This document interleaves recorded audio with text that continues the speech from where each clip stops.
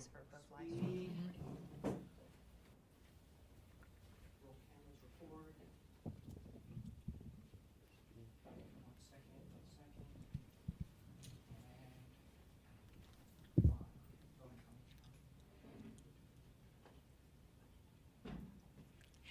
Hey everybody, welcome to Let's Talk Success, the new series by an empowered woman. We are very excited to not only be bringing these shows to you, but also doing live streams. So I'll be keeping you in touch during the breaks. We're really excited about the interviews and the information we have for you today. And now I want to introduce you to the founder of An Empowered Woman, Desiree Dubois. Desiree, take the show away. Thank you.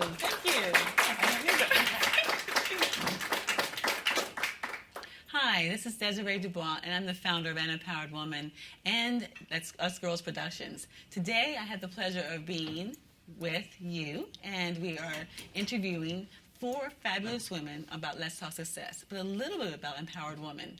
For 7 years, we've been supporting women in business, women that are starting, fixing, and building their businesses through our web radio shows, our TV shows, our mastermind meetings, seminars, and awesome live events. But as of recently, we realized there's a big world out there that all of us can extend our platform to and share our businesses and our stories and challenges and victories and secrets to success with. So we're doing it via live stream, via YouTube, that we can also connect with you. So I'm encouraging you to connect with us as well, because you can go to YouTube, and you're there actually, but you can go to YouTube and make sure you converse with us and share and find us on your social media. So welcome to Let's Talk Success. And my first guest today is Kim Shepard. Good morning, Kim. How are you doing today? Doing well, thank you. Let's give her a round of applause. We also have a beautiful live audience here. But do you feel empowered? I do. This is quite a nice group. It's an awesome group. We have an awesome group of women that are here with us today. Now, you have a very interesting story. You're the CEO of Decision Toolbox. Right. Tell us We about are. it. Sure. We're a high-volume recruitment firm, low-fee-based. And I don't know quite how I stumbled into this. I was a TV reporter in the 80s and then became the worldwide director of entertainment for Club Med, and then decided to find myself a job in corporate America and became a recruiter, realized I didn't really like recruiting, so I became a CEO. So sometimes they say people can't hold a job. I can't hold a career. But your story, were you always in business when you were toddling around coming up, or what was your aspirations? Did you have aspirations of being a big-time CEO? I didn't, never. I had an aspiration from the time I was about 12 to be a television reporter. And back then, women weren't really doing reporting. I mean, there were maybe about 6 of us, Connie Chung and Maria Shriver, and we all kind of bumped into each other. And then you get to a point after several years of doing that, in my case it was about 10 years of doing that, and you either have to go the celebrity route, like Connie did, or Joan London or Maria Shriver, or the reason I got involved with it is because I wanted to be a concert pianist on Monday and a brain surgeon on Tuesday and a rodeo trick rider on Thursday, and as a TV reporter I was able to do that. But then if I was to go the teleprompter route and that celebrity route, I never really signed up for that. Probably if I could go back, I probably would have redone the math, because the salary jumps quite a bit when you get out of the trench and into, behind the camera like that. So your challenges in that business and the other businesses that you've had from there, because a lot of the women, you say sometimes they just happen to be, and they happen to find themselves in certain places that they don't just particularly expect to, but then their challenges, if it's an industry that's predominated by either male or that's just new. You were a trailblazer for so much, so to speak. Yeah, I mean, being a woman in business is fun, because you can kind of have your cake and eat it too. So I belong to a CEO roundtable called the Adaptive Business Leaders Roundtable. And I'll never forget when I first joined, and there's 18 CEOs, and all of them are men except for me. And to this day, I'm the only woman in the group. And at first I kind of went, what's going on here? But then I thought about it, and it's like, I can be the damsel in distress if I want. I can do whatever I want. So when that particular organization starts with a round robin of what's keeping you up at night, and all the guys were saying, my P&L and my ROI and my KPIs and all this stuff, right? And it got to me, and honestly what was keeping me up at night was I was being sued by somebody. I was being sued for palimony. So I went, I'm being sued for palimony. And everybody's like, she can't talk about something personal. The next month, every single guy, when they went round robin, it was all, I'm having an issue with my daughter going to college, my wife, my dad. I was the only one with a business issue. They all turned into a bunch of girls. Well, they realized how therapeutic that was. Absolutely. It probably was. People that say work-life balance, who invented that combination of words? It's not work-life balance, it's life balance. And we're kind of taught to look at life as being on a teeter-totter. You know, I'm in my personal life, I'm in my professional life. Well, the Gen Yers, those snot-nosed, hedonistic little brats, right? That exist today. Exactly. I love them. They taught us that it's a balance beam, that we're just in one groove and we don't have to be either or. Is that why they're so mellow? They just Well, move. then, yeah.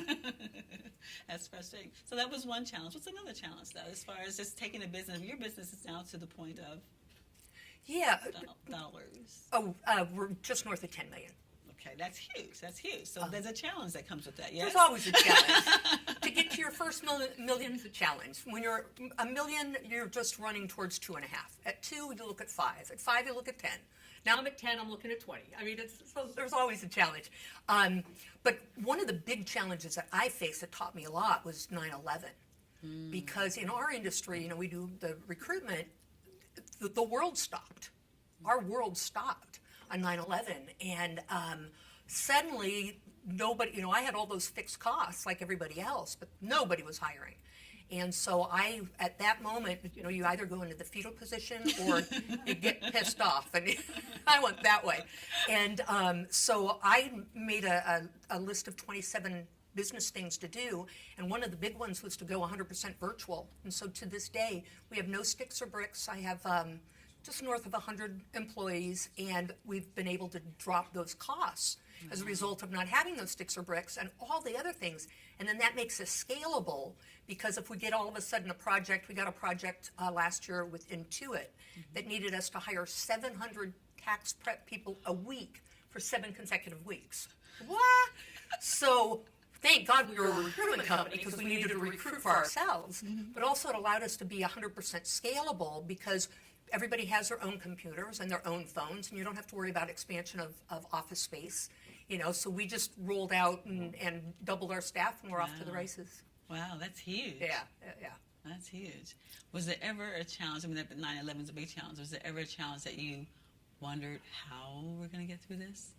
Oh, yeah. Is it Monday? Is it Tuesday?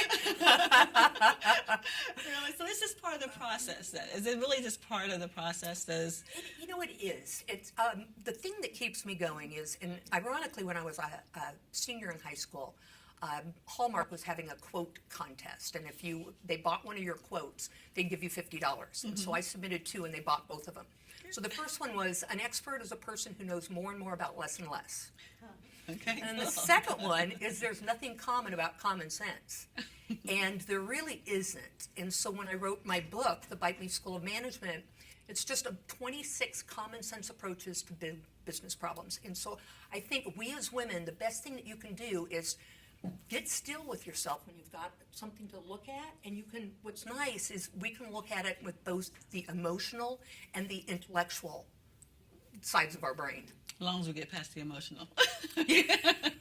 Get over that hump first. Yeah. Because a lot of times people think that challenges when they come up is that because they don't know enough, they're not doing it well enough, or they just don't have enough support or staff or just whatever it is. And it's to realize it's important for us to share that it's just part of the process. It's a time for you to sit still, as you mentioned, and just work it out. But many times people stop at that point, and that's what the message I want to share is that that's not the point to stop. It's a point to pause. Right. So that you can regroup and be able to go forward to the next. Yep. And I think along those lines, a good lesson is, and my business partner taught me this when we first got together 13 years ago, and it's, you can design what you want or deal with what you get. And so if you think of life and challenges as a pyramid, what we have a tendency to do is look at it as that pyramid, and let's say the bottom line is a clock continuum. We go running at that pyramid, my God, my hair's on fire, and this is what I'm doing. And then you get the solutions down at the bottom. If you flipped the pyramid, stopped for a minute, thought about it before you go running with your hair on fire, when you get down to the bottom point of the pyramid and the clock's going, you're just bam, bam, bam, bam, bam. Knock him out. Knock them out. Always remember to punch above your weight. Oh, wait, okay. A friend of mine said, you know, Kim, you talk in headlines. You do. I said, gotta keep up. I said, I do, thank you. And she goes, yeah, and I don't like it.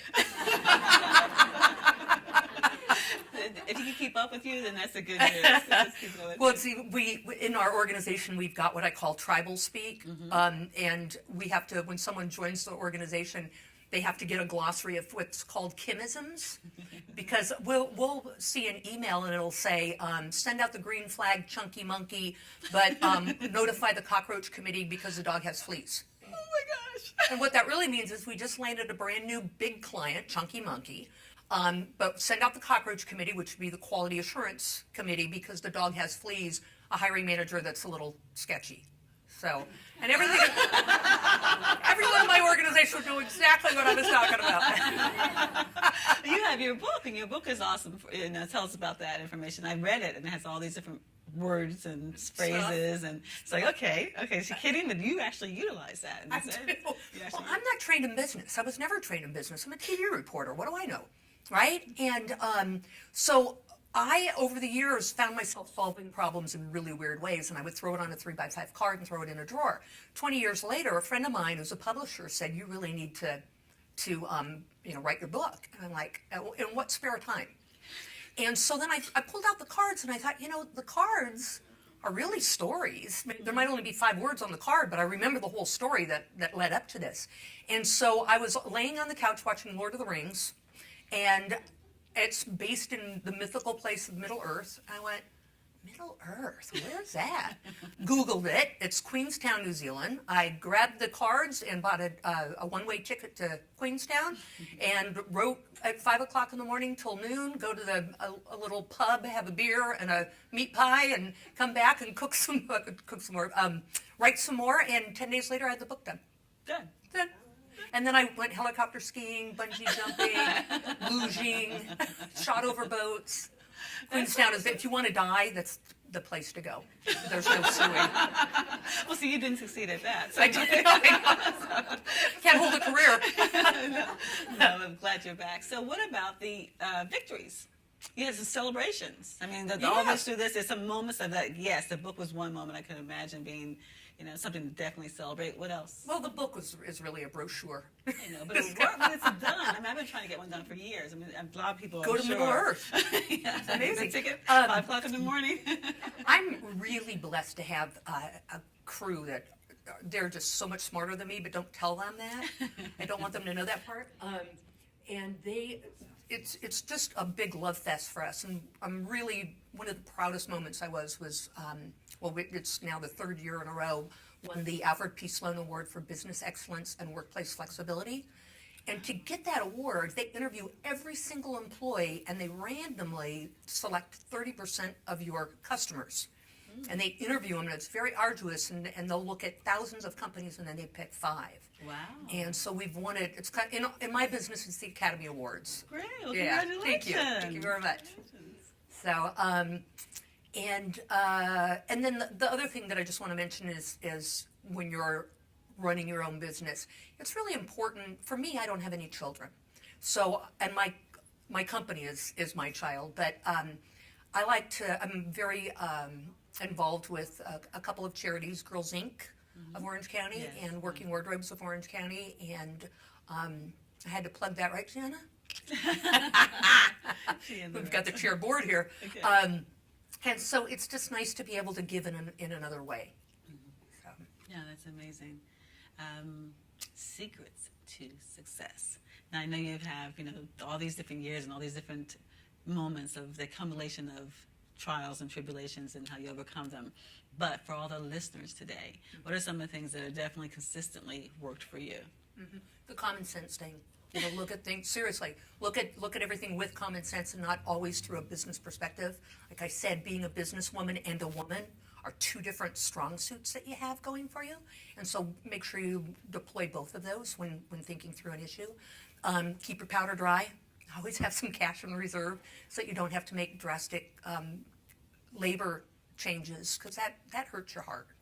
You know, particularly if you have a down cycle in your business and at no fault of the employees that you downsize. And then you know that you're sending them into a candidate-rich environment. That just hurts your heart. And I've had to do it, well, once is too many times, and I've had to do it way more than once. So a nice rainy day fund is a good thing to have. So, some of the women, though, we're just, some of people, I mean, many people, many businesses are just using that cash flow. The cash is flowing in and cash is flowing out. So do you have like a certain amount, a percentage you just no matter what put away? Or when you get one of those big 700 people in 7 days? Those big, I mean, how do you do that? Because then some people have difficulty doing that, saving even personally, much less with their business, because something always comes up, or there's always an opportunity to take that money and grow, buy a new piece of equipment, or, do live streams, things like that. Being self-funded is wonderful math, because then you don't have a board telling you what to do. I mean, you have a board, but it really acts more as an advisory board. And we don't have any outside investors, so we can my business partner and I can make any decision that we want, as long as it's prudent. But to your question about rule of thumb, I like to have at least 6 months of operating costs covered by outstanding AR. Okay. Yeah. Okay. And then always have a line of credit if you can get it, and don't touch it. Just leave it there. Something just came up when you were speaking. One of the other secret is that personally, you and your balance of work and the time that you use, and then the time you have fun. I know you travel. I've talked to you. You're in your shorts. You're just, you're traveling. You're going here. You're going there. You've always been able to balance that, or you just now got to a point where that's just a necessity. I've always balanced that part. I mean, really? Work hard, work smart. But for me, it's all about non-mascara days. So 2 days a week, I like to have non-mascara days. And I don't care if the Pope wants to see me on a non-mascara day Tuesday. I'm booked.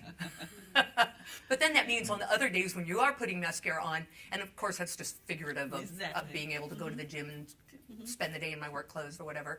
But then when you do have to do them, you've got face-to-face interviews back to back. Great, awesome. I'm thinking that you are such a role model for these ladies. And men and women. We have men and women in our business, but it's just so important to touch the women because sometimes we feel like we're lone rangers. Yeah. So what empowering thought would you like to leave with them with today? What one empowering thought would you like to share with the ladies? And then if we could get a copy of her book, that would be awesome. I can show it. Someone can run and get a copy. Impossible is merely an opinion. Impossible is merely an opinion. Okay. You can do anything you want. Okay. Why not? Okay. So, this appears. It wasn't impossible. But this is your book, and it's how can they get a copy of it? Because it's a really easy read and full of lots I call it my toilet book. If you go to our website, which is dtoolbox.com, there's an electronic copy that they can download. Did you say D? D is in decision, toolbox.com. Okay, great. Thank you so much. Thank you. Thank you so much for sharing your time Thank you, and Doc. your expertise. Thank you. It's always been a pleasure, and I want to thank you for joining us. And feel free to contact Kim Shepard at dtoolbox.com, but be sure to contact An Empowered Woman for more information or for you to be able to appear on our shows in the future. But more importantly, thank you for empowering women. Until we meet again, stay empowered.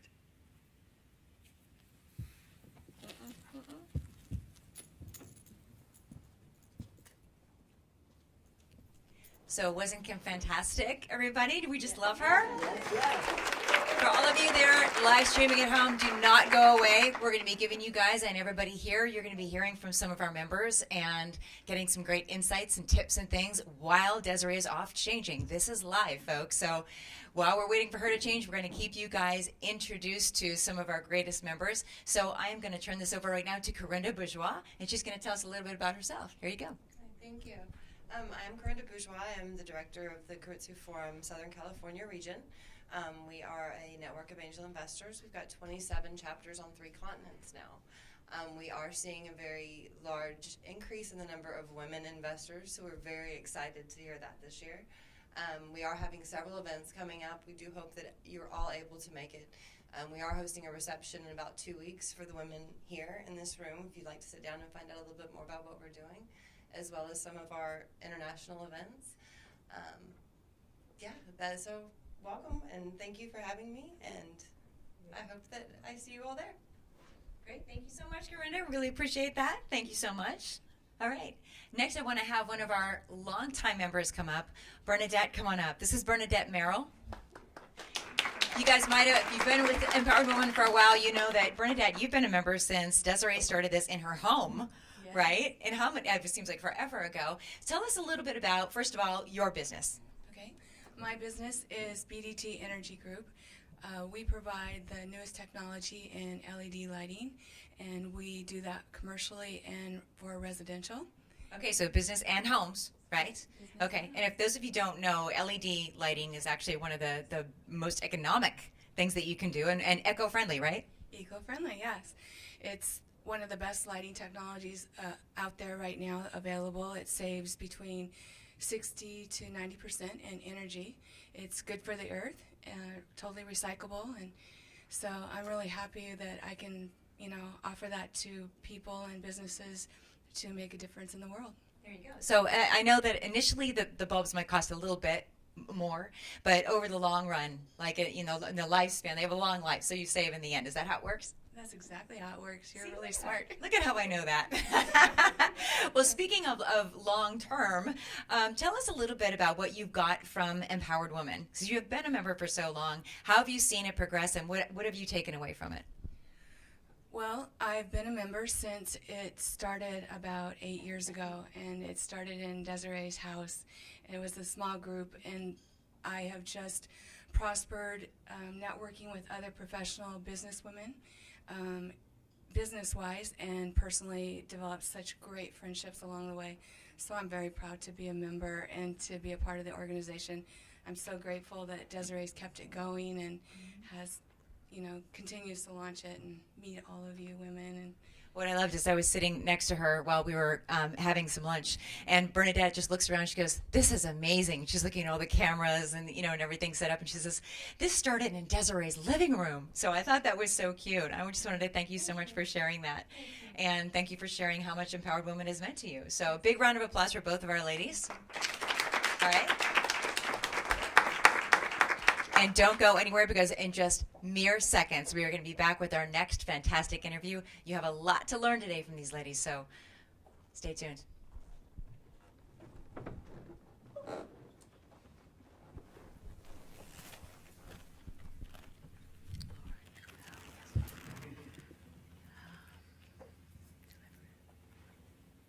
Hi, this is Desiree Dubois, and welcome to Let's Talk Success.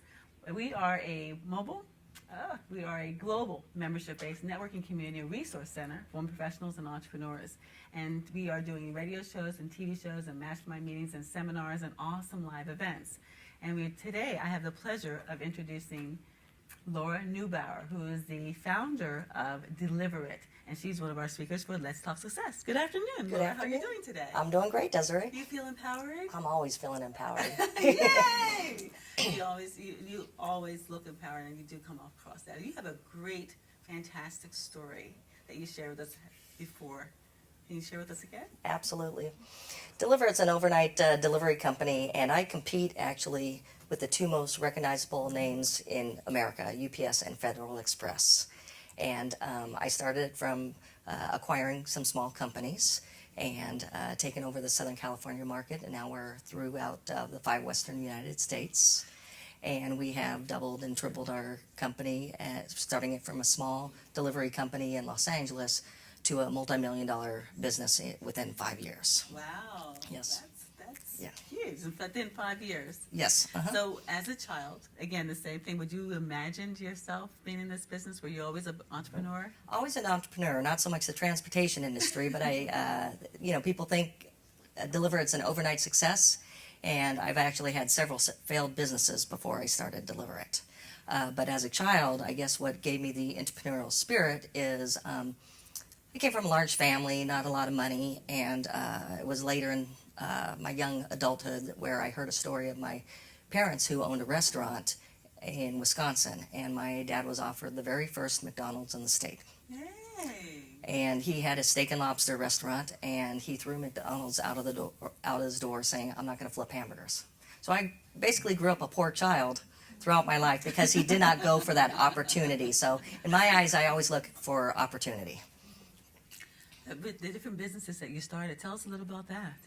I I think it's important that people know that not the first one or everyone is successful. Absolutely. I put myself through marketing and advertising in college, and so I opened up a graphic design company, and that failed.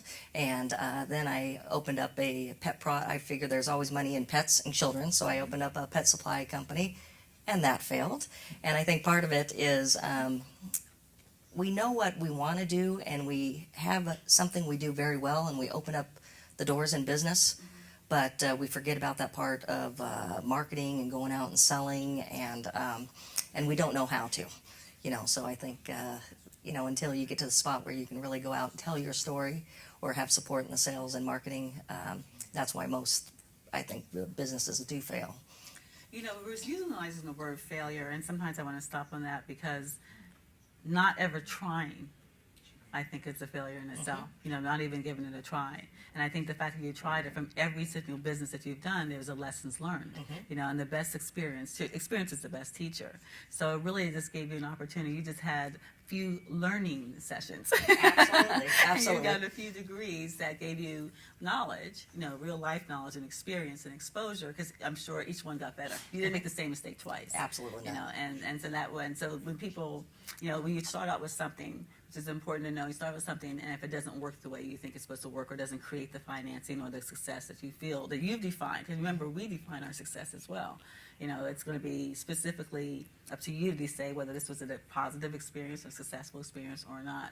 When you define that, is say, okay, it didn't quite work out the way I wanted it to, but from here I've made some contacts, I've learned how to do this or do that. I'm going to take those skill sets and go into the next opportunity. Absolutely.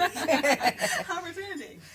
But what did you learn then from those different ones that really enabled you to be able to start one that, Well, I think marketing the businesses a little bit better. I think setting up structure for the businesses as well, and actually keeping your eyes open and not just so focused on exactly what you're doing, so you can add other products, add other lines, keep your eyes open for the opportunities that are out there. Because remember, I run next to the big guys right now, and I don't look at them as competition, because when you look at the competition as competition, it's like, what are they doing, and how can I do it better? It's really not what they're doing, but you should look at what they are not doing. And that's where the opportunity, you can create your own opportunities in magic in business if you look at what they're not doing and start providing some of those services. You're absolutely right, because I hear people say, I can't do this because they're doing this or whatever, and it's like, no, you're an individual, you're going to do an individual style a different way, and like you said, just fill in those gaps or do something differently and better. But how did you get into this business though? How did you fall into it, or how did you even buy? What did you have money to buy those other smaller businesses? I mean, I had no money.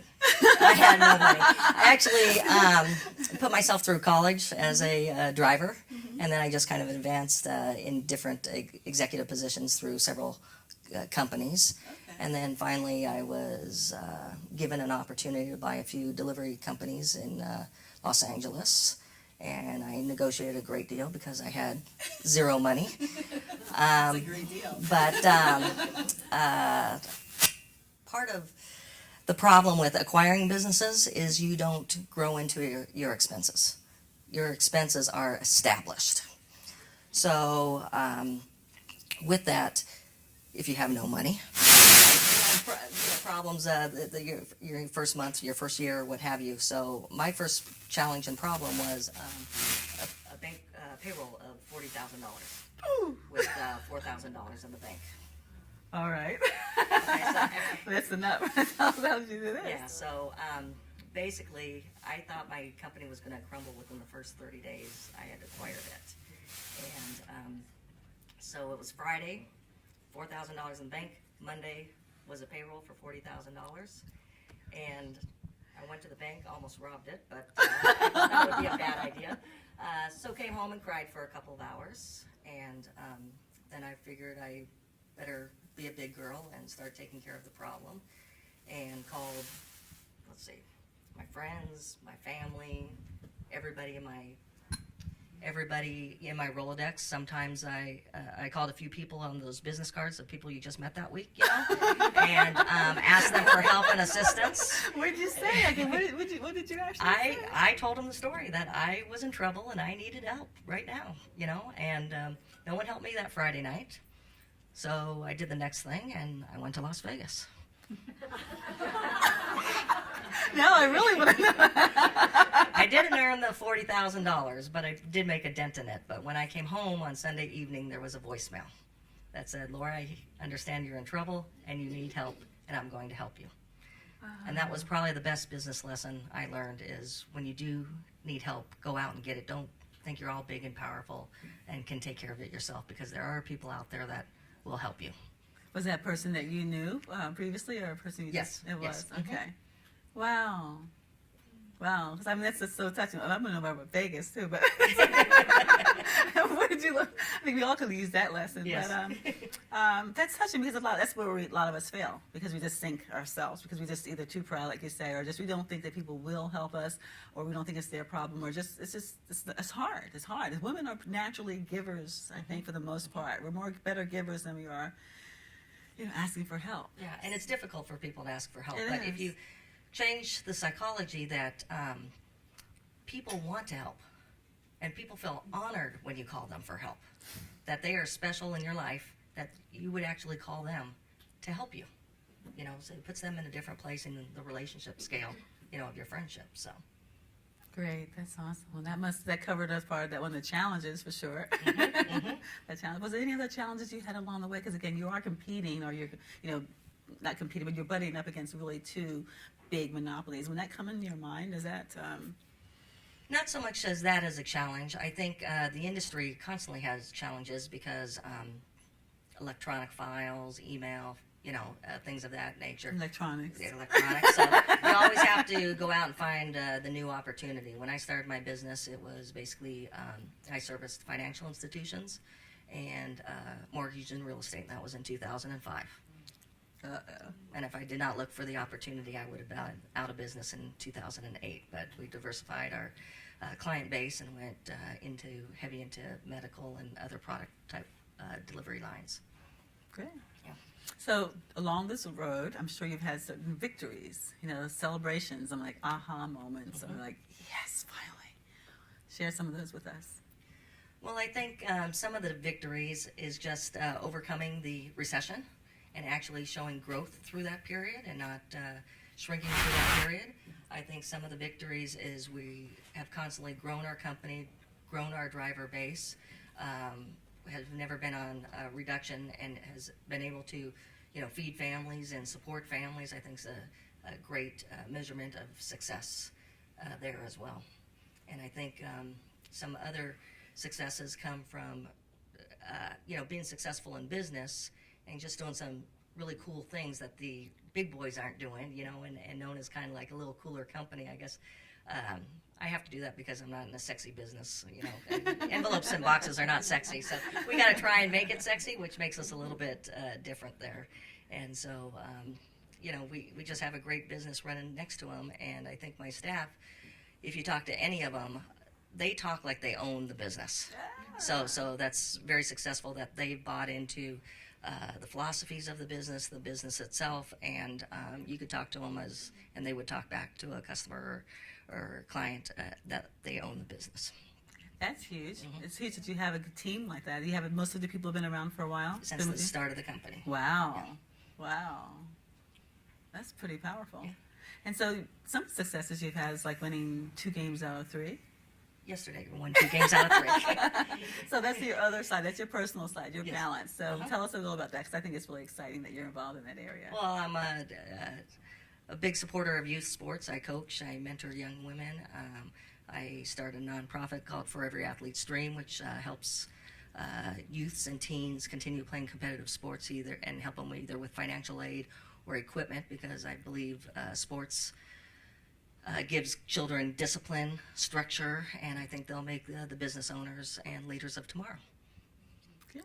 So on a personal note, though, in your success of your business, and this happens to some people more so than others, what sacrifices do you think you've made in the results of this, or do you feel that way? Have you made any sacrifices? I feel that way sometimes. That first year when we had the cash crunch, I don't think my family figured out they hadn't gone to a restaurant in a year and a half. But we're over that.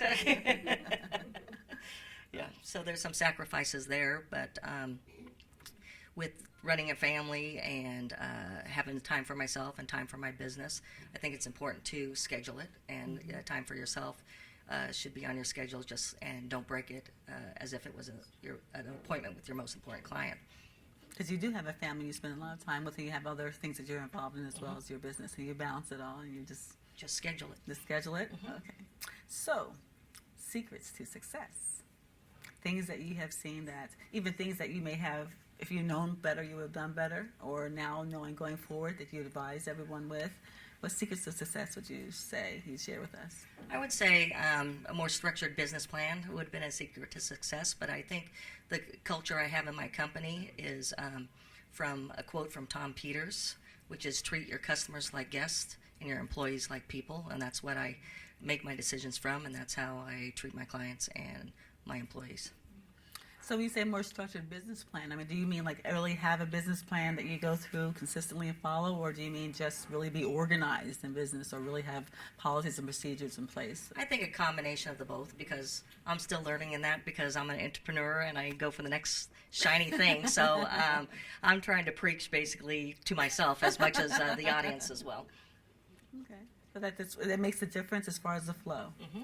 Makes a difference as far as the flow. And what else? Anything else? And I think one thing I learned through some of my challenges is a good friend told me a quote about worry. And they said, worry is about an event that hasn't even happened yet. And most of the time, that event never happens. So over the past 4 years, I have not worried one bit. Wow. So if you remember that, you won't worry. Really? Great. Well, you look beautiful and you look energetic, and I guess you don't look like you're worrying about anything. So no, I'm having a good time. This works. Okay, so your empowering thought you'd like to leave our listeners with today. My empowering thought is have a whining partner that will help in business, and don't think you can do it alone. So go out there and empower more people. Great. Well, thank you. Thank you.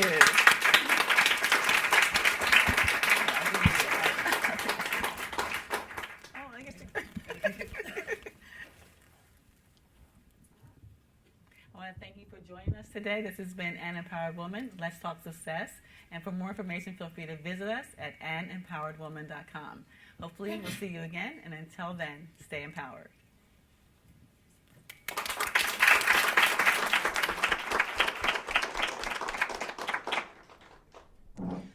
We just love Laura's story. Was that not fantastic? To hear the challenges that these ladies go through and see how successful they are, I think is one of the blessings of being in this, watching this series and watching it live for you folks there at home in the live stream. And part of our benefit, I don't want you guys to go anywhere, is that on our breaks we have great insight from members and supporters of Empowered Woman. And Shameen Clark-Holmes is Executive State Director of an organization called CEO Space International. You're also the club president for Los Angeles, right? And CEO Space International is an incredible supportive group for all entrepreneurs, but particularly empowered women. So I want to thank you for that. And I'm going to turn this over to Shameen so you can tell us a little bit about it. Thank you. Okay. Thank you, Sandra. I really appreciate that. Sandra is also a member of CEO Space. Just to give you a little bit more insight about what CEO Space is, we're a private entrepreneur organization, and we work on the premise of cooperation and collaboration. We've been around for over 25 years and have over 75,000 members worldwide. So it's a great place from startup to mid-sized to large companies if you're looking to expand your business to the next level. And a lot of us out here, just listening to some of these stories today, you hear like we're in the driver's lane is the scenario I like to give, and how many times you're in that lane and you're driving by yourself and you get violations, right? You get pulled over all the time, a lot of hiccups. But if you were in your car and you had a team behind you, so it's all about teamwork, having that expert in marketing, branding, to be online presence like Sandra teaches, to have someone that can teach you sequencing, how to do things in the correct order and make sure you're doing it on time, and a strategy and a plan. So that's what you get at CEO Space. We have 5 forums a year that are held in Lake Las Vegas at the Westin Resort in Lake Las Vegas. It's a beautiful environment. There's no gambling. It's just all concentration of the best business owners coming together. And we have a mentor of college experts with that service the top 50, 100, and 500 companies that come and teach. So we teach the language of capital, something that should be taught in school, but it's not. We learn foreign languages, but if you're going to be an entrepreneur, you do have to know that language. It's the most important one. If you're going to be raising capital in your business, you need to know compliance regulations.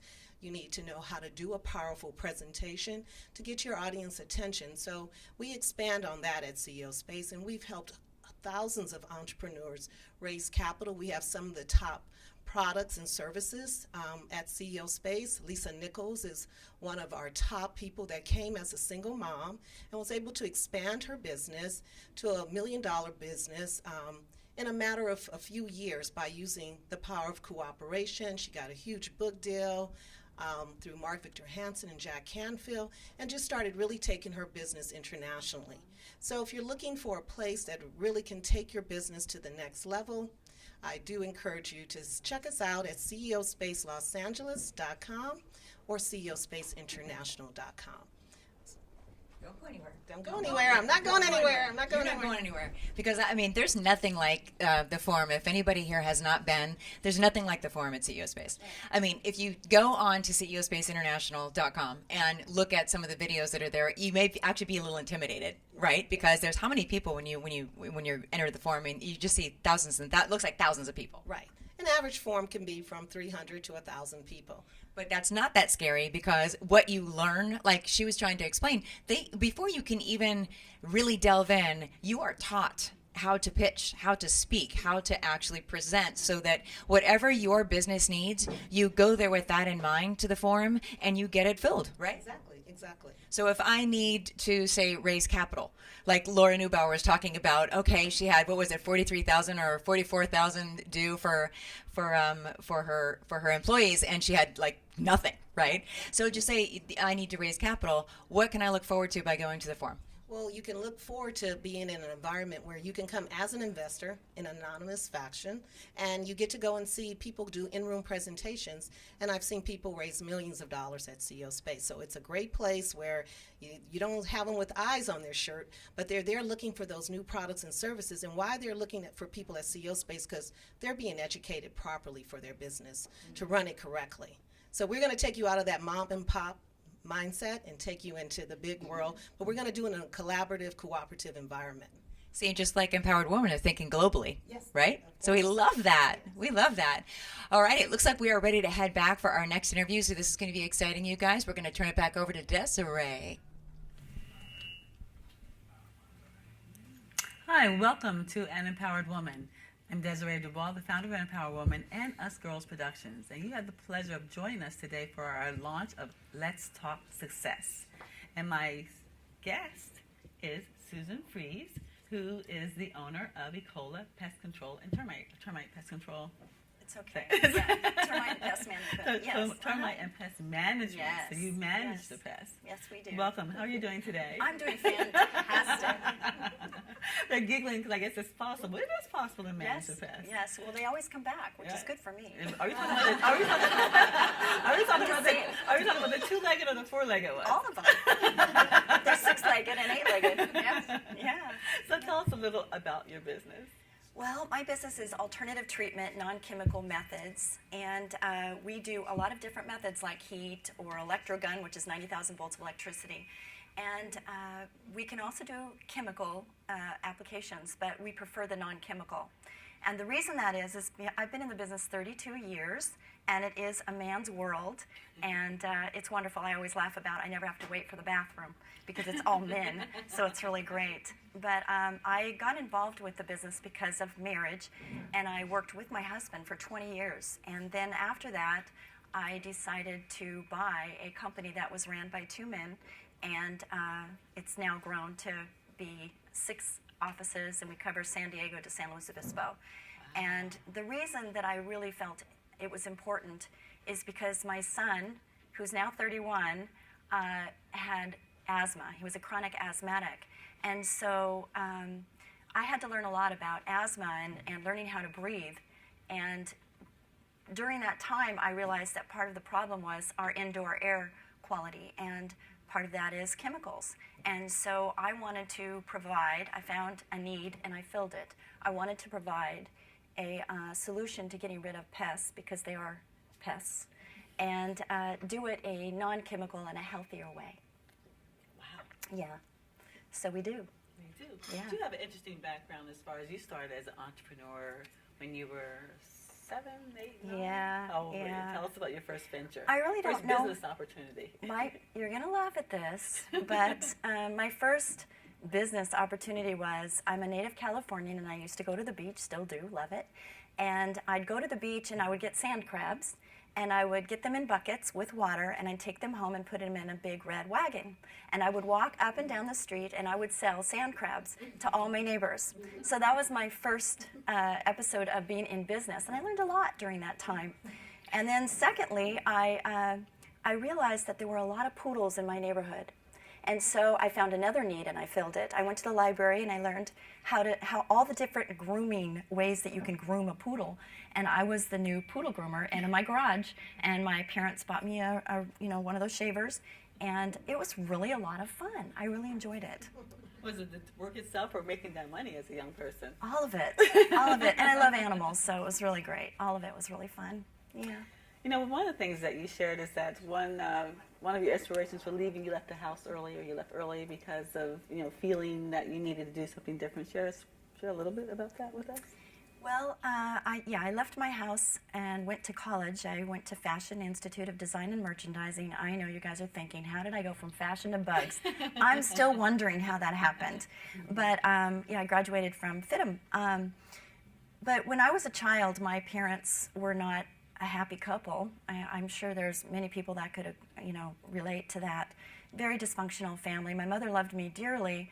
My father, he just was a very angry man. He just wasn't a happy guy. And so early on, they got divorced, and I always felt like it was my fault. And so the rest of my time being at home, I was trying to be better and be more. And people ask me now, what's your drive? And I'm like, I still don't know what drives me. I really don't know what drives me. I just keep going. I always say I'll sleep when I'm dead. But so I left the house thinking that, there's got to be more than what I was experiencing there. And I just would pray and say, God, why am I here? What is my purpose on this world? It's got to be more than what I'm doing. I raised my little sister. I love her dearly. And, I used to clean the house and watch my sister and do the things around there and doing all I could to be all I could be. And I just felt like there was more outside my home. And so I decided to put in an application for the FITM, and I moved out of the house at 17, and from that day forward I was on my own. And I wouldn't go back, and I don't regret anything that's ever happened to me, because I feel like everything that happens in our lives and yours is an experience, and we learn so much from our experiences that it makes us who we are today. And there's a lot that's happened in my life, and I'm sure that everyone has their own story. But I feel grateful, even in the really down times. I feel very grateful to have those, because I feel like it just helped me realize who I was and what I can do. And it's interesting because we refer to them as challenges. Yes. Many times in challenges it's a nicer way of saying, like, the other words, in lieu of other words, let's put it that way. And when you're in that challenge, when you're in that storm, it takes a craft, a character, to be able to see beyond that and to be able to see above that, and even to see inside yourself and realize that it's not you, it's the situation around you. Things that are happening, things are falling apart, whatever, just not to attach yourself to that, to say, yes, this is happening, yes, I happen to be in this mix, but it's not, don't let it define you. Don't let it define your life dreams, your lifestyle, your life goals and ambitions, because that's when the turning point comes. And anyone that's in business, we've all had those moments where we're only an inch away. They're only an inch away from being in and being out of business. And you're having to make that decision of saying, okay, how can I look at this and keep going forward? So you've had a few challenges. Share a few of them that with us that you can recall that tested you in that way. There's been so many. There's been so many, and I heard a lady before me, say that, it's really heartbreaking when, a bump happens in the road and you have to make decisions that are so tough because your decisions are affecting so many. When you have employees, it's just so important because your decisions are affecting not only your employees, but their families and your customers. And so, you don't take that lightly, and, working 16-hour days is a normal day. My biggest bump and my most recent overcome event that I've had that I'm really thankful it happened, and people will say, boy, that's crazy, is I had a horse, and I decided to get on that horse one day and have a radio show, another story. But I was getting ready to get on this horse. I got on the horse, and the horse bucked me. When he was bucking me a year before that, rewind, a year before that, he had bucked me, same horse, and I had fractured my back. Well, that was very scary, but it took me 6 months to 8 months to get healed from that, and I decided to get back on. Yes, the same horse. Nice. I know. And but I got back on because I get back up again, right? And I got back up on that horse, and he started bucking me again. I said, no, not this time. So I started to dismount, and in my dismount, I shattered my leg, my right leg, right here. And I didn't realize I did that. I felt like I just dislocated my knee, but I shattered my leg, and I'm a professional competitive dancer. So not only is it important for me to walk, but it's more importantly that I can dance. So I'm laying in the hospital bed, and I told the lady, hurry up, fix me, because I have a radio show to do in like 2 hours. And she's going, darling, you're not going anywhere. And I said, you don't understand. And she goes, no, you don't understand. And I said, well, just fix it. Just put it back and let me go. I got to go. And she goes, you're not going anywhere. And I'm like, well, okay. I had no idea the damage I had done. And the next day, I met with the surgeon, and the surgeon said, darling, and I said, no, you don't understand. I know I'm 50-something years old, but I have a lot of years left. You don't understand. I water ski, snow ski, competitively. You got to understand. And he says, well, we'll do the best we can. I said, well, let me ask you this. Are you the best? Because I only want the best working on my leg. And he says, you're a high achiever. And I went, yeah, you're right, I'm a high achiever. And he goes, I go, what was your first clue? But anyway, so 6 hours later and 2 surgeons later, on Father's Day, on a Sunday, I came out of there. And it was the most amazing situation for me. Because when you work 16-hour days and you've got a schedule, and you're keeping your schedule, and yes, I have balance and I like to play, but you have this drive to be laid up on a couch, and you can't go to the bathroom by yourself, you can't shower by yourself, you can't get a cup of coffee. It is just incredible. And I had to ask for help. And I got lots of help, which was really amazing, and I'm so thankful for that. But for 6 months, I was in a wheelchair. I didn't know if I was going to be able to walk again. I had to learn how to walk all over again, and now today I'm in high heels, which is amazing. and I was in a competition this weekend, so I'm back on the dance floor. So it is amazing, and it's a miracle. And people would say, so how are you doing? How are you doing? And in my mind, I had to keep saying to myself, because spiritually I was in turmoil, emotionally I was in turmoil, and of course physically I was definitely not to 100%. But people say, how are you doing? And I'm like, I'm getting better every day. I'm getting better every day. And my mouth and my head had to hear me say that. It wasn't for their benefit, it was for mine. I'm getting better every day. And as we go through trials and tribulations, we have to say to ourselves, we're getting better every day. And our lives are like a railroad tracks, and you've got good things and bad things happening all at the same time. It's not all high, it's not all lows. It's parallel. We're living a parallel life. And it's what we do in our heads and in our hearts that makes the difference. And we just have to make a decision today that we're going to be better today than we were tomorrow and strive for that excellence every day. And that's what I do, and it keeps me going every day. That's a very humbling experience, but it sounds like you came out so much stronger. I'm going to compete at the U.S. Open, and it's the biggest event. And the song I chose to dance to is by Toby Mac. It's a Christian band, and it's called Get Back Up Again. And I just feel like that's so right up my alley, is get back up again. I'm not going to get back up on the horse, but I am going to get back up again. What happened to that horse? Oh, do you really want to know? This horse, I found out, was worth about $35,000, and I sold it for 35 cents. And I just wanted the horse gone because I had a barn in my backyard, and every day I sat on my couch with my leg propped up with ice, and I had to have rat poison for 2 weeks to make sure I didn't have a stroke, which I thought was ironic, that I was getting rat poison being a pest control person. I'm like, really? Are you serious? Wow. It was crazy. But yeah, I had to take rat poison. I'm just like, that's crazy to me. Yeah. But it kept me from having a stroke, so I guess that's a good thing. But yeah, I heard him whinnying every day, and I never wanted to see that horse again. So that's what happened to the horse. He's in good hands, I'm sure, but just not mine. Yeah.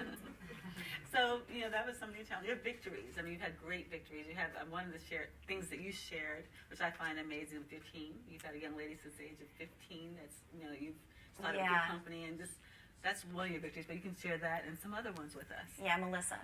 We call her my adopted daughter. Her and her mother came to work for me, excuse me, almost at the same time. And she was 15 and a half, so I had to get her work permit. And I told her she could only work for me as long as she got good grades. And so part of our employment agreement, was that she had to have her teacher call me on a monthly basis to make sure that she was getting the grades she needed in order to work. I didn't want her working for me and have her grade slip. So having those two, the mother and the daughter, they've had a lot of dysfunction in the home, and having them there and watch their progress and their growth, both together. They call me, and I'm kind of like their referee sometimes when they have mother-daughter issues. Anybody can relate to that. And they'll call Sue in to come in, and in fact, I made it to where if they had any issues and they needed to just have a breath, if they just needed to take a breath because you can get so heightened in your emotions when things are getting crazy. And I said, just take a minute and pick a word, any word that's going to tell you both to just stop. Just stop wherever you are to take a breath. And they chose my name.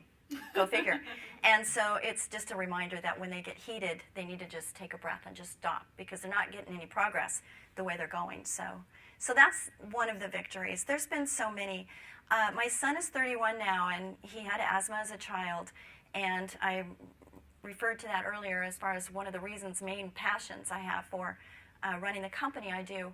And when I was on the couch and couldn't do all the things that I normally would do, it gave me time to do something that I've thought about doing for a long time, but never had the time to do. So, be still and know, right? I mean, that came to mind. And I had to be still, which is like the worst thing in the world for me, to be still. I just don't know how to be still. And I've had people refer to me as making coffee nervous. So being still is not in my vocabulary. And, I try to fit everything in, like today, going from Arizona to here and all the things that happened just to get here today. But my son, asthma, while I was still, I wrote a book. And the book is called Learning to Breathe. And I've referred to breathing because I have to remind myself to do that. I don't know if you can relate to that, but I have to remind myself to just breathe sometimes. So it's Learning to Breathe, and it is our journey of learning how to handle or work with asthma, what we can do. And when he was a child, it's 31 now, information is so much more readily available now than it was when I was raising him. But I wanted to give hope. I wanted to give help when people are feeling helpless and hopeless, not only with asthma. I have a radio show too. It's Pursuit of Passion, Purpose, and Connection. And it's syndicated, and it goes all over now with the internet. And so all of those things combined, it's been a wonderful journey, and I've only gotten started. I'm just getting started. I'm just in the gate right now. You're making me nervous. No. No. Yeah. So what about Susan? One thought from this Susan. Wow, from my heart. Yeah. What comes to mind really fast, without any thought on this, is seek to understand more than to be understood. I just think that's huge. you know, listen. You have two ears and one mouth for a reason. Yeah. Beautiful, beautiful. So share a couple secrets to success for those of us who really want to pick ourselves up and keep going. I think ourselves, we are the ones that hold us back, that you need to dream big and think big, and nothing's impossible. You know, it's just one thing that I've taught my children and I'm teaching my employees now, ask and you shall receive. And I think that a lot of the times we just don't ask. And if we just ask, you'd be amazed the doors that open. And with me is, I think about something and I think, that's way too big for me. That's just way too big for me. But the minute the thought goes in my mind and I start planning it just a little bit, doors start to open. It's the most amazing thing for me. But, you know, you just plan and plan big. Think big. Don't think small. Think big. It's amazing. And find a need and fill it.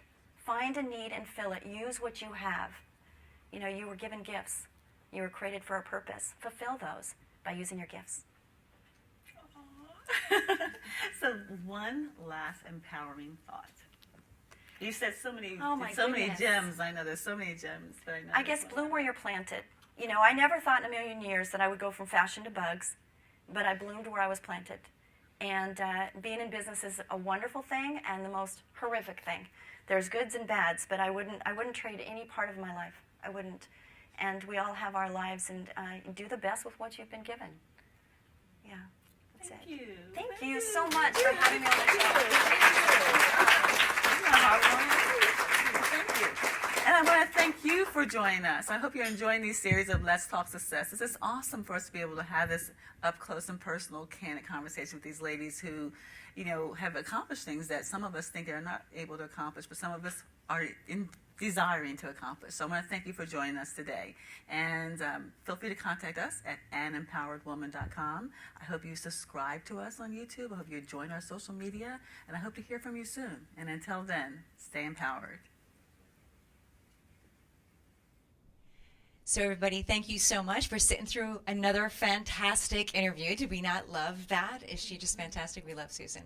And as she was saying, the best way to make an impact in the world is to share your gifts. And that's what I believe. So I want to encourage you that if you have the desire to be on a show like this and share your message, and the same with the ladies here in the live audience too, be sure to contact an Empowered Woman through empoweredwoman.com. Send info to Empowered Woman and let them know that you really want to be able to get up in a chair like this, chat with Desiree on the show, and share your gifts and your insights, and maybe empower women from all over the world. That's what we're hoping. That's the idea here behind the live stream and behind the development of Let's Talk Successes. We want to really empower women globally to step forward, you know, keep the pace, bloom where you're planted, and all those wonderful things that we just heard from Susan.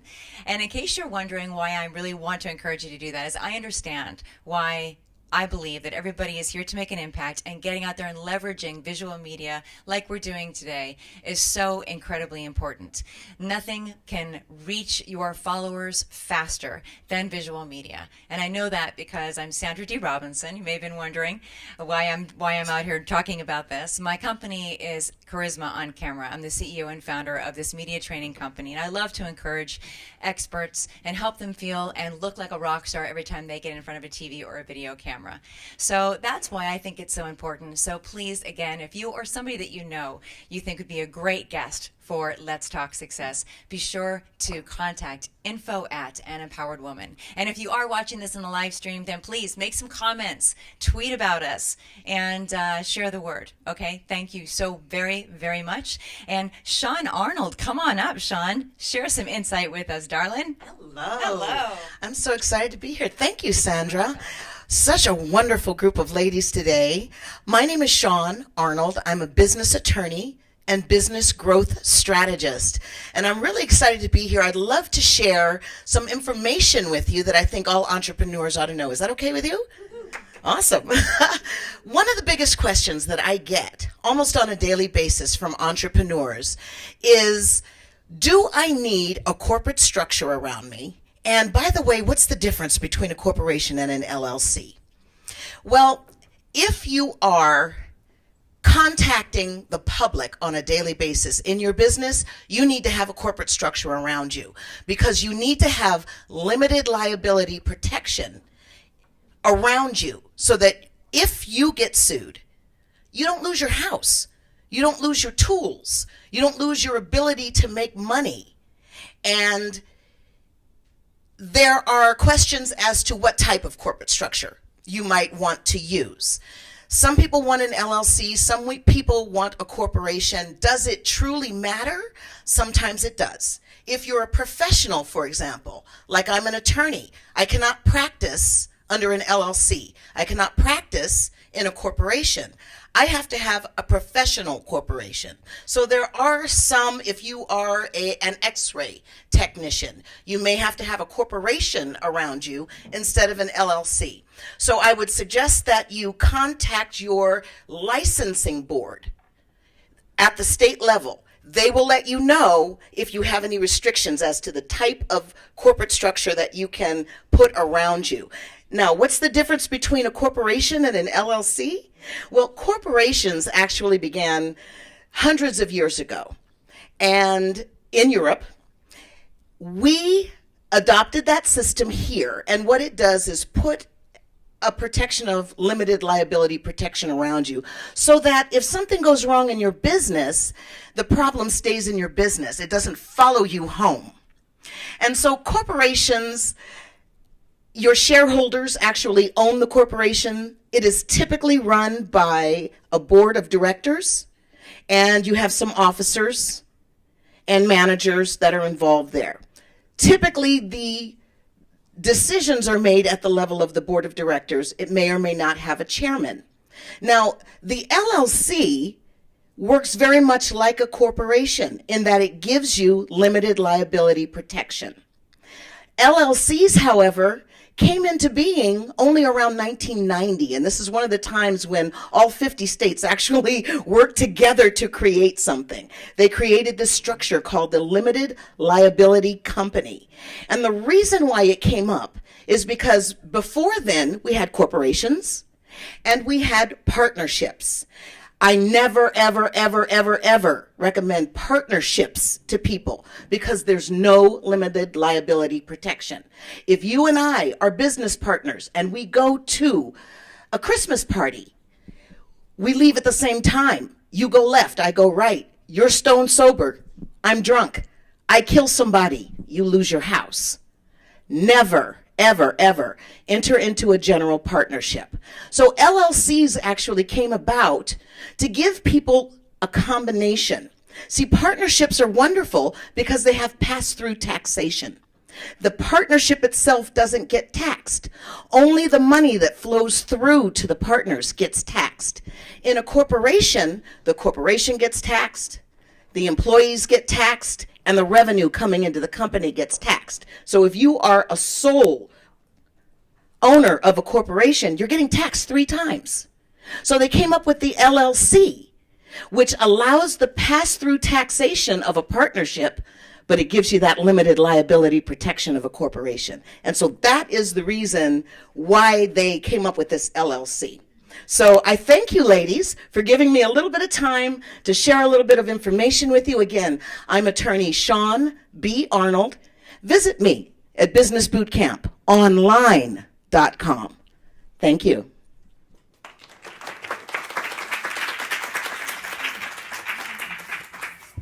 Welcome. I'm Desiree Dubois, and founder of An Empowered Woman and Us Girls Productions, and welcome to Let's Talk Success. Today I have the pleasure of speaking with Renee Frasier, who is the founder of Frasier Communications. Good afternoon, Renee. Thank you. Good afternoon, Desiree. It's delightful to be here. How are you doing? Are you feeling Great. empowered? I'm feeling empowered. Absolutely. Do you know that question was coming? I did. Every time I see you, I feel empowered. Oh, thank you. Thank you. Well, you're an empowering force in yourself. Tell us a little bit about your company. Well, I'm a PhD psychologist, which is a little unusual. I'm a social psychologist. I studied how to persuade people and how to measure attitudes and beliefs. And I run an advertising and marketing firm. It's the largest woman-owned ad agency in California. Yay! Thank you. And we do a lot of digital work as well as what you consider traditional advertising. So everything from television and radio, print ads, billboards, to websites and landing pages and display ads and search engine optimization, social media and public relations. So a full-service integrated communications firm. So you had to really do some evolution. It was a really, because you started in one space, I mean, years ago. Right. And all of this, you had to really embrace all this technology and all these new changes along the way to be able to stay competitive. Adapting to change has been tough, I'll have to tell you. It's one of the things, though, as an entrepreneur, you can't stay still. You have to constantly be monitoring. One of the things I like to do is keep my eye on the horizon, what's coming, what's new, and what's different that I have to adapt to. And then identify the right skill set inside the organization. Because, you know, you're only as smart as the people around you, and I'm very fortunate. I have a fabulous team, great people. And I bring people in who really understand technology and social media so that when I'm out selling the agency, when I'm talking about what we do, I have the advantage of having an arsenal of really great people that I can bring in to get the work done and to help me form the ideas and generate new campaigns, new approaches. So when you're out selling, who are your clients? Who are you selling to? Well, our clients have included, we've done national advertising for a long time for Toyota. We've handled East West Bank on a national basis. We handle Market Smith. We have St. John's Hospital here in Southern California. Handled hospitals for the last 12 years. But equal to that, we also do campaigns to create social change, which is really important to me, making a difference through communications. So we have a campaign throughout the state that's sponsored by First Five California, telling parents about the importance of nutrition and, very importantly, how the child's brain is developing. From 0 to 3, many of the neuron connections, the synapses are being created, and they're actually creating the capacity to learn and process information. Most parents don't realize that. So we're talking about speaking to your child as soon as they're born, reading to them, so you're actually growing their brains while they're little. So that's one of the campaigns. You can tell I'm passionate about it. We also did an energy conservation campaign called Flex Your Power and Flex Alerts to get people to reduce energy, because we haven't built any power plants in California, but we've increased the number of people. And another one is BeWaterWise.com. We got people to reduce their water consumption by 5%, which has saved a significant amount of water as we go through some difficult droughts. So the campaign, the theme of the agency is doing well by doing good. And I didn't come up with that. That's Benjamin Franklin who copywrote that, but I think it's really important. I like to use communications to make change happen in the world. So going back a bit, have you always been interested in communications, or did you evolve into that? Your story, a little bit about that. Oh, it evolved. It evolved. Do you want to hear the real truth about that? Yeah. My dad was in the ad business from the era of Mad Men. And I remember him telling me, this is a really rough world for women, Renee, and I wouldn't advise that you go into it. And his way of saying that was, you should. It's a business for people who wear pants. So I wear pants, but I went into my dad's office we had a family day. He was at an agency called Young and Rubicam, the largest in the United States at that time. And I was so impressed with the creative people and the ideas and the energy. I remember coming back and saying to my father, I will never be in the advertising business. I'm so disappointed all those smart, creative people aren't trying to help the world. Why aren't they fixing things? Well, fast forward, I get my PhD, I marry one of the professors. I realize that if we both stay being professors, it's going to be a very rough life and probably not as economically desirable as we'd like. So I go out into the business world, and I got recruited into an ad agency. So sure enough, there I am in the advertising business and using my psychological knowledge on how to do research with consumers, how to gain insights, how to shape strategy. Then the tough part was my dad came down with lung cancer. It came as a real surprise to us, but he had been a smoker. And I was at that point contemplating starting my own firm. I was running a large division of a big multinational ad agency called Bozell and Jacobs. I was a general manager and in charge of about $150 million. And I wasn't happy. I was traveling a great deal. I had 3 young daughters at home. And I told my father, I think I'm going to start my own company. And he said, well, Renee, remember what you told me about advertising as a tool to change the world? He said, now's your turn. So that meant not only do I have to make a successful company, I have to do the right thing. I've got to make sure I change the world. So I've been doing that for 15 years and trying to make a difference. And every day, that's the mantra at the agency. Let's make a difference. You know, it's wonderful because you actually are involved in a medium where you can actually do that out loud, so to speak, between your campaigns and between the way you implement and customize programs for different people. So along that way, even though you had that background, that knowledge, there's been a couple of challenges. Yeah. became very relevant because, we often measure before and after. Have we changed things? Have we moved the needle?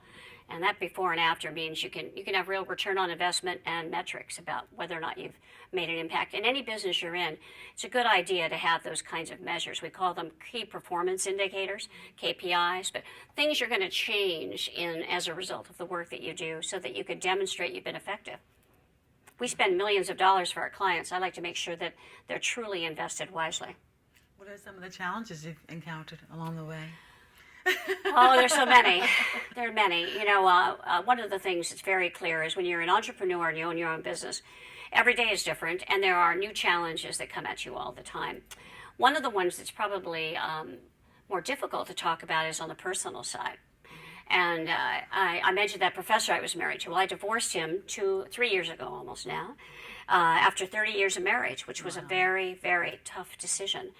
But one of the things I have found, and I think this probably is, I'm not the only woman who's experienced this, is the more successful I became and the more accolades I got, the better our lifestyle was. But my husband's success didn't match mine.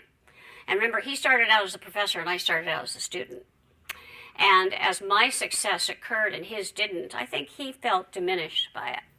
And I didn't realize it. I call it there were the negative comments, there were the, jibes, just verbal assaults that were negative, and you just live with that. I think a lot of women do. And I had the 3 daughters at home. I wanted to make sure that we had a happy lifestyle. When I grew up, I played this game. It was a game of life where you had to choose at the front end of the game how many hearts, how many stars, and how many dollars you would get by the end of the game. Did you make it up, or is it actually a game like that? Yeah, it was actually a game. And you'd score it on a piece of paper, and then you'd put it in an envelope, and everybody had theirs. And so the person who won was the person who achieved their formula for success. I think in some ways I did that to myself. I felt I had to be Miss Perfect. You had to be successful in your business, you had to have a successful family, you had to have a successful marriage, and you had to have, a healthy well-being. It's hard to have all of those things. I think we put a lot of pressure on ourselves. So it became apparent to me that the marriage just wasn't working, and he wasn't really supportive and excited about who I was as a human being. And I think I'd gotten so used to it. We know that story of the frog that's in boiling water. It's warm water, warmer, warmer, warmer, warmer. Frog never jumps out. But if you put a frog in boiling water, it jumps out. So I realized that there just wasn't the relationship that I'd hoped there would be there, the supportive relationship. So I took the drastic step of getting divorced after that many years. That was hard to do. It's very hard to do. Yeah. Very hard to do. Yeah. But what was it? Was it something that propelled that movement? Was it just a time in our life, or was it a vision? Was it just something had to happen internally or externally that made you ready at that moment? And I say that because so many people are trying to make the decisions personally and professionally, right, and they don't do it, even though they know it's not right and know it's not wrong. Yeah. They just don't do it. So Well, what happened to me is, he was getting more involved in his own work, and we weren't spending much time together. I mean, the time together was pretty caustic. And my daughter said to me, my youngest daughter, she said, "Mom, if my boyfriend treated me the way Dad treated you, would you want me to stay with him?" And that was like, shot to my heart. That was telling.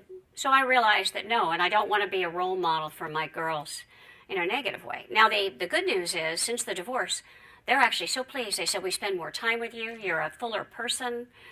We adore being with you." I even have a new granddaughter who's 2 years old, Maya Luce, who's wonderful. So a lot of good things have come out of shedding that, but it was extremely hard. I think anytime you make radical change in your life, it's really hard. And you go through a period of, am I right, am I wrong, of uncertainty. But you have to try to imagine the light at the end of the tunnel. And you have to connect with what's inside of you and be true to that. And you ever thought about turning back? I'm sorry? Have you ever thought about turning back? Have you ever thought No. that it was the right decision? No. Okay. I mean, maybe in one day out of 2.5 years, it's like 700, 800 days. No.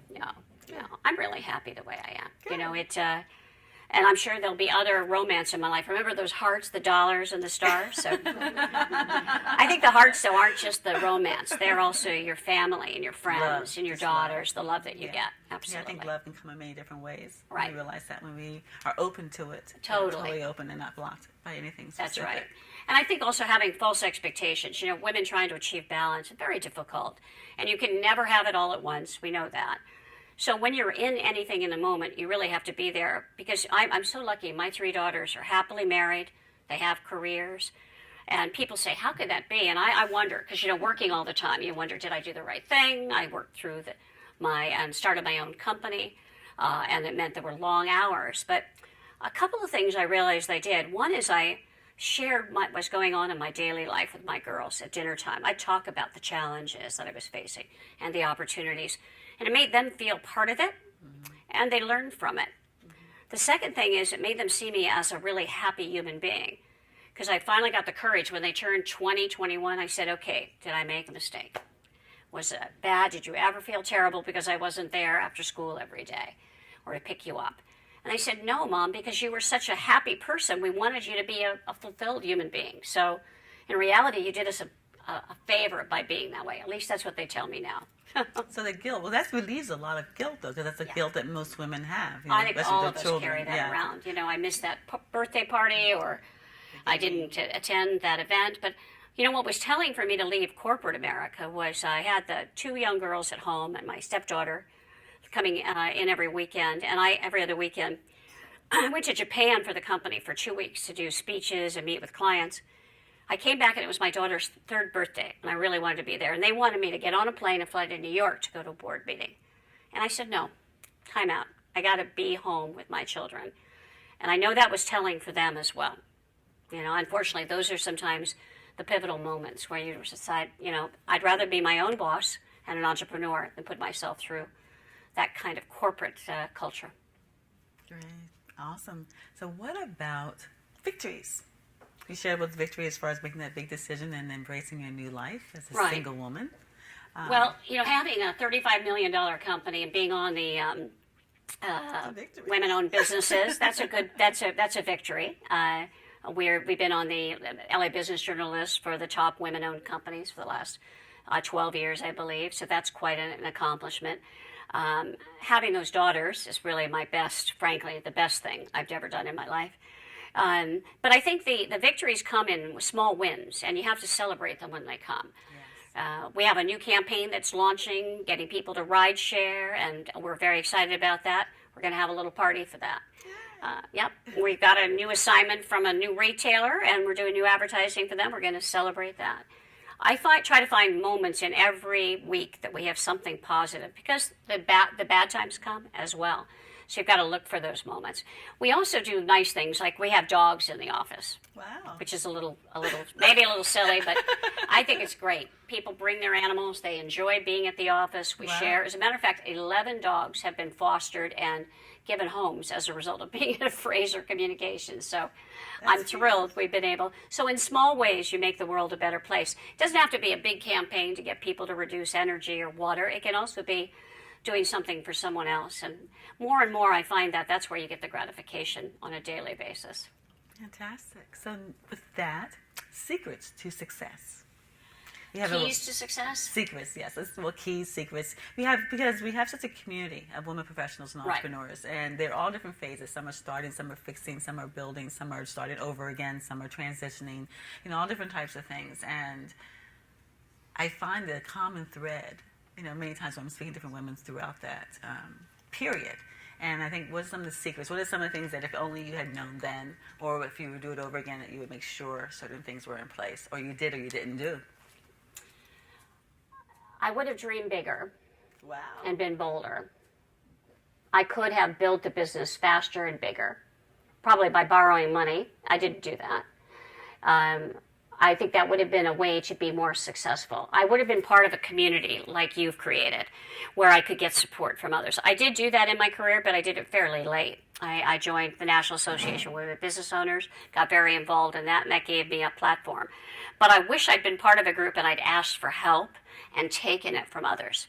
Give and take is really what it's about. Because as you know, Winston Churchill said, we get the life we have by what we get. We create the life we have by what we get, but we make a life by what we give. And I think it's truly, when you give back to people, things come back to you in ways you never expected. And I don't think I gave as much as I could have back in those days, or received as much. So being open to that is really important. And I think a resource network like this is the way to do that.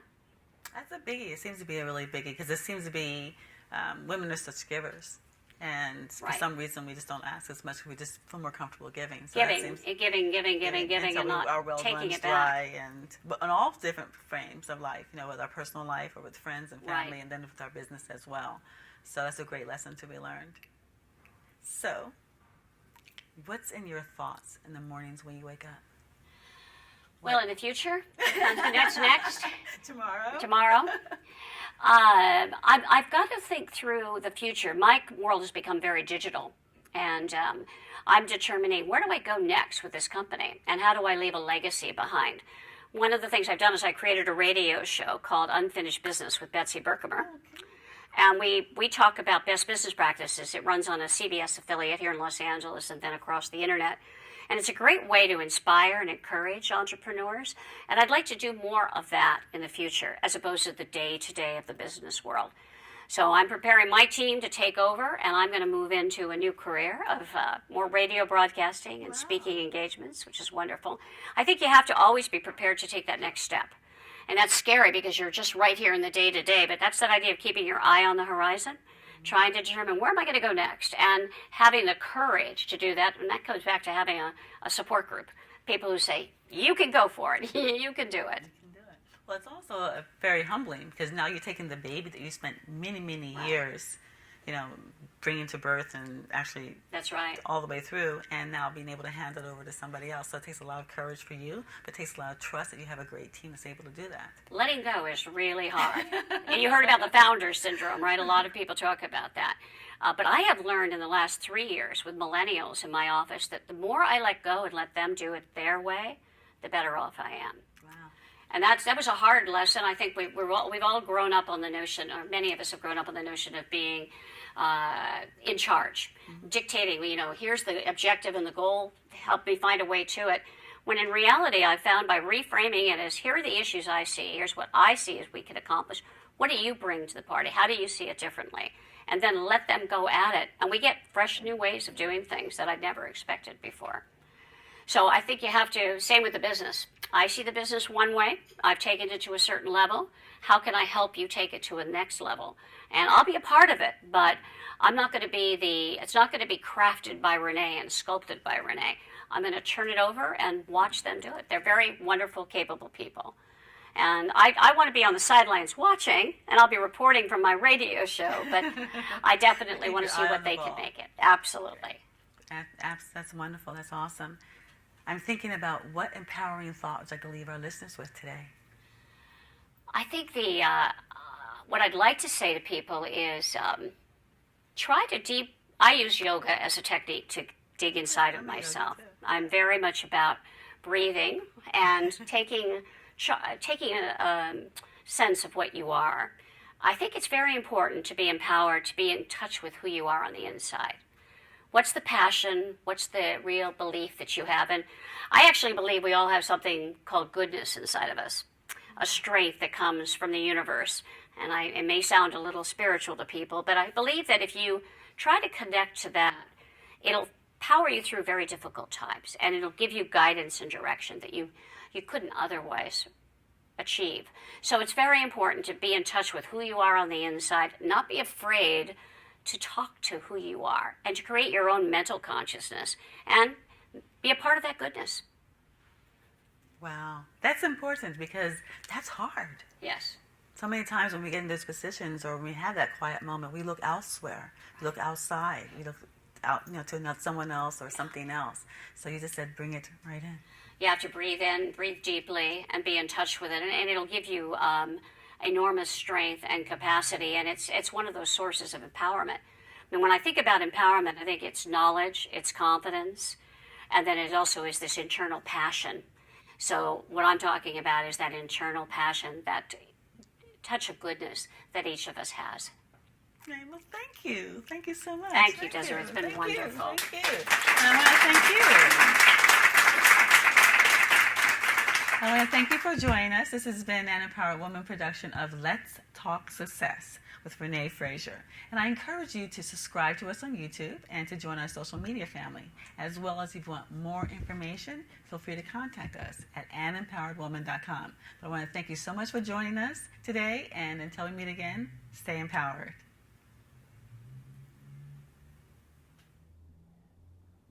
Hi, I'm Barbara Dowse, Creative Director of Soul Notes Productions, and I don't know about you, but I have been truly inspired today.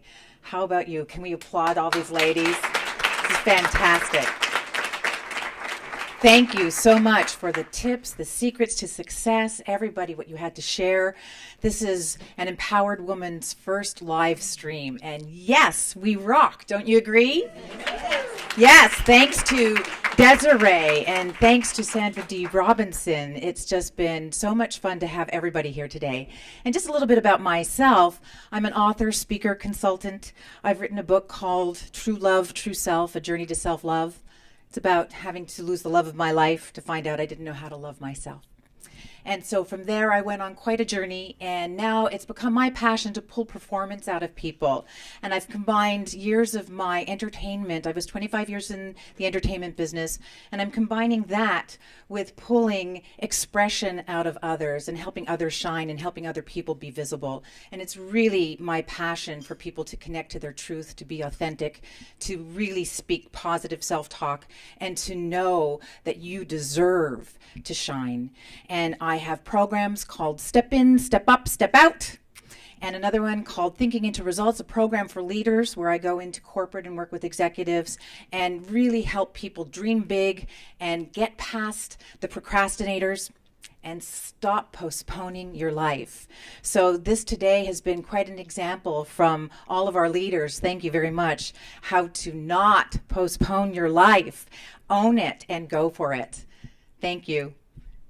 Now we're going to do something where we're going to get our team today to stand up and have a group shot. And our wonderful live stream director, Mark, and our commercial ladies and sponsors, and our makeup team.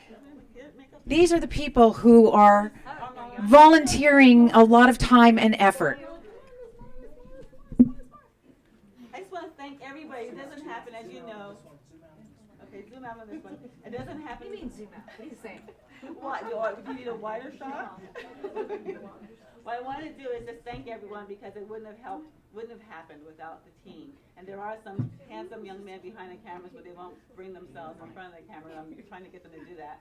Like one, anyone? No one? Someone? Anyone? Need a mic. Yes, one. You coming on? You coming on? But no, I just want to thank.